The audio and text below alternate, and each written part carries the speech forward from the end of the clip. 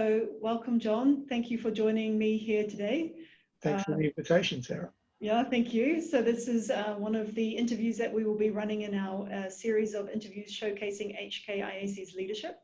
Mm-hmm. So I'll give a brief overview of your career and then we'll get into the interview. Okay. So you are a registered architect and a dispute resolution expert, and you are also a very experienced business person, having run your own businesses for many, many years. Long time. Yep.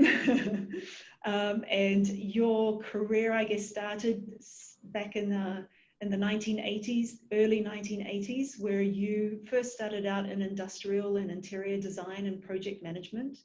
And that kept you busy in Brisbane primarily for about 12 years. And then in the mid-1990s, you moved into architecture and you became a qualified architect. And shortly after you became registered, you went overseas to do some work in Kuala Lumpur, and then you returned to Brisbane and you continued with your project management work, but you also started to move into dispute resolution. And in 2001, you became a chartered arbitrator, and you also moved to Hong Kong and continued with your project management work, your architectural work, consultancy work, but then also had an increasing amount of dispute resolution work in a number of different interesting roles. So, for example, as expert, both in arbitration and litigation proceedings and construction-related matters, also as mediator and as arbitrator, and a little bit later on as a dispute resolution advisor to the Hong Kong government in respect of building and civil works contracts. Great. Yeah, so a wide variety of perspectives that we can draw from. And then with respect to the HKIAC, you were appointed to the council last year, and you were also appointed to the appointments committee. And we've been keeping you busy on the appointments committee. You have been. Yeah. So turning to my first question, I would say that your career is largely split between Australia and Hong Kong, but you've also worked in other jurisdictions in Asia, in Kuala Lumpur and in Singapore. What motivated the move to Hong Kong, and why did you stay? Well, I mean, you sort of summed up the motivation in your intro, because the motivation was to get more involved in dispute resolution. When I worked in Malaysia, as you mentioned, in the mid-90s for a while, and that was when I first became interested in dispute resolution, quite by accident really, just through people that I had met. And one of those people encouraged me to study, which I did. So I did some distance learning. I got my diploma in arbitration, and then I had this shiny new thing, and I was working through my chartered arbitrator pupillage. But I was in Brisbane, where there wasn't that much going on in terms of arbitration. I mean, at that time in Australia, the local institute appointed something like 8 or 10 arbitrators a year. Right. So there just wasn't a lot going on. So I had been to Hong Kong 3 or 4 times during the previous couple of years, because of my diploma of arbitration teaching was done partly here in Hong Kong. So I'd met some people, including people at the arbitration centre at the time. Chris Toe was here at the time, and so I'd met him, and I'd met a number of other people, and I thought it would just be a good place to come and focus on dispute resolution. So in mid-2001, I packed up, came and rented a small room and started knocking on doors with the view to try to get more into that work. And, you know, it was a long game, because I had to start working in projects, but, you know, it basically, touch wood, it seems to have worked. And I'm sure I'm doing more dispute resolution work now than I would have ever done if I'd stayed in Brisbane. Yeah. And I mean, you've had some really interesting roles when it comes to construction related disputes. So as I mentioned, sitting as expert, mediator, arbitrator, but also as dispute resolution advisor. Yeah. And that's a really interesting role. Yeah. And, you know, I wanted to hear from you, you know, in your experience with construction disputes, What do you think are the most important things that parties need to take into account when they're thinking about their construction disputes? What have you seen work well in construction disputes? Well, you know, avoidance is always better than resolution, and the dispute resolution advisor role, which is actually in the form that it's used in the Hong Kong government contracts, is unique to Hong Kong, but it's very successful, you know, and it basically just involves having somebody there all the way through the project, helping the parties in the first instance to avoid getting into disputes in the first place. Excuse me. And that's really the best strategy. And if you can get the people on the ground who are actually doing the work at the coalface to resolve issues as they arise with practical solutions without letting them escalate to formal disputes, that's really the answer. And the DRA system that the government implemented, you know, now a couple of decades ago, has been really successful at doing that. Their current push to use NEC and NEC concepts, such as like Housing Department doesn't use NEC, but they embody a lot of their same concepts into their contracts, is the same idea. You know, resolve disputes before they escalate, put time limits on to make sure that decisions are made, and you know, the program is kept in view by everybody, all of those types of things. And that's always worked actually in, you know, through history. It's been the projects that were proactively managed that didn't get into dispute in the first place. Now government in particular, but also private sector, is starting to understand that you can systemize for that and get people to work towards a no dispute sort of a scenario. You know, I think you bring really an interesting perspective because, as I said, you are a registered architect, so you've been deeply involved in projects from the very beginning through to the end, and you've been your own business person, but you've also directed companies and managed companies over the course of your career. So you're a user in that sense. Yeah. And I mean, often when we talk about arbitration, we talk to a lot of lawyers, but you're bringing a non-lawyer's perspective.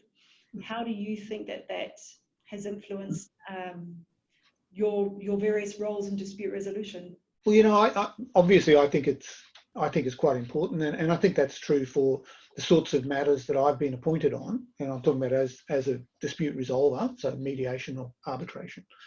Usually that's because the parties want somebody who's got a technical background, and of course, if you go back a few decades, that was the norm for construction. You know, they would appoint two arbitrators, usually one architect, one builder. They would appoint an umpire if they couldn't agree on anything, and away they would go. And those people had little or no legal training, a lot of practical training at contract administration and building things. And so they just got on and came up with a practical solution. Now, I honestly think that if ever the time really existed that you could do arbitration with no legal training ever existed at all, it's definitely gone now. You do have to have some law. You have to have some training in that. But I think there's a difference between being a lawyer and being a practitioner who's learned enough law to get through arbitration work, if you like, which is really where I come at it from.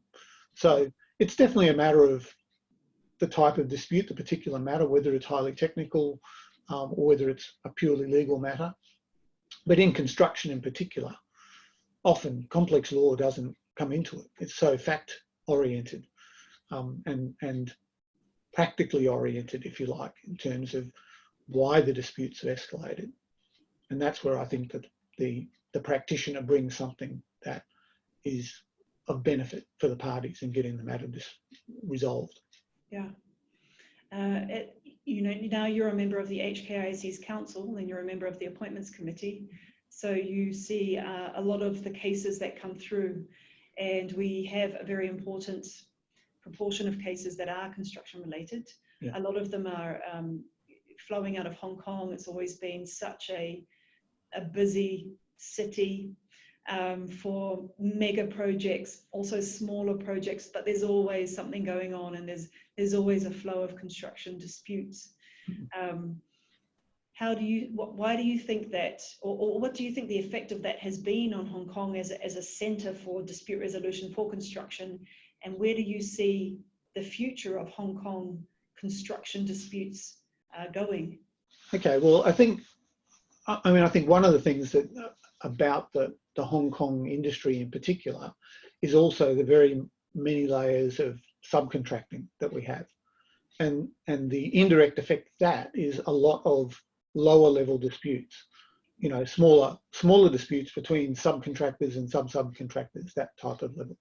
And I think what that's done for this dispute resolution community, and I'm talking about everybody involved in that, lawyers, experts, dispute resolvers, is that there are all of these small disputes happening all the time. And that provides a good training ground and a good opportunity for people to get involved who might not otherwise be able to build the experience. You know, if all the disputes were just multi-million dollar disputes that are, you know, between employers and head contractors, or head contractors and their, you know, primary subcontractors, then a lot of people wouldn't get a look in.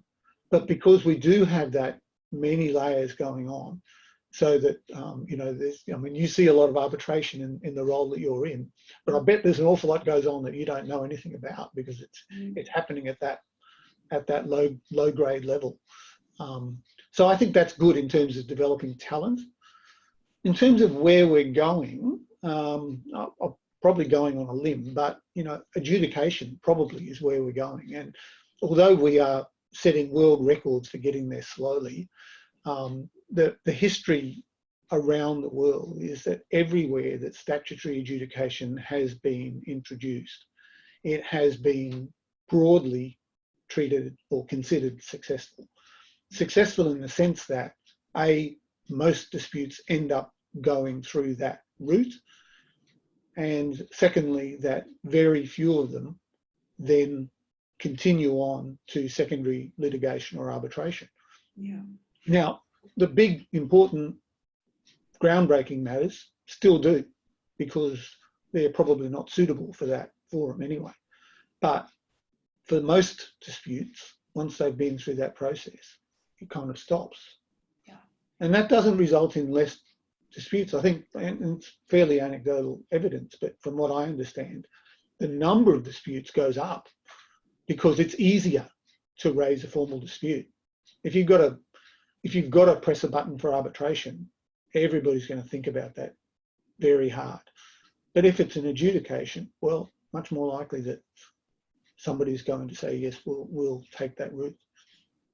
And I think it ties back to what you were talking about before, not so much avoidance, but finding a way to effectively move through the problem so the project can carry on. Yeah, exactly. Because, you know, adjudication, I think, probably kicked off because in England in the 90s, 80s, 70s, employers were bad payers.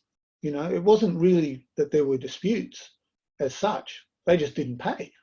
So that's how they started the system. But of course it broadened beyond that, and it started going to dealing with actual substantive disputes about matters. Yeah. And that tends to be, you know, it's different in every jurisdiction where it's been implemented. But yeah, our system, I'm sure, will end up being broader than just payments. Yeah. Well, thank you very much, John. I just have one last question for you. Mm-hmm. That is, I mean, you are a registered architect. Yeah. We live in an amazing city with thousands of impressive buildings. Which is your favorite building? See, now and why? Well, you know, it's I don't like to play favorites, obviously, and as you said, here in Hong Kong, we're just spoiled, very badly spoiled. But I have to say, the favorite building that I've pretty much has stuck with me the whole time I've been here is City Hall. Ah.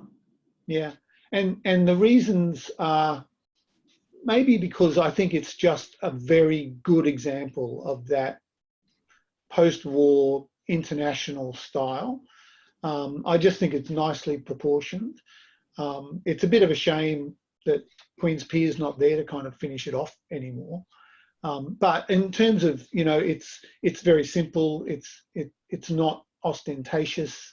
It just looks like a workman-like building, but it's got nice external spaces, nice balance to it. So I think all of those things make it a very good example, and so I hope it continues. And it just looks fantastic when you're coming across on the ferry, and it looks Absolutely. yeah. And I got married there, so Oh, there we go. Oh, so it's got there's always an a love important story behind it. emotional connection as well. Oh, wonderful. Well, thank you, John, very much for your time, and thank you very much for your contribution to HKIC. Great, thanks, Sarah. Thank you. See you. Bye.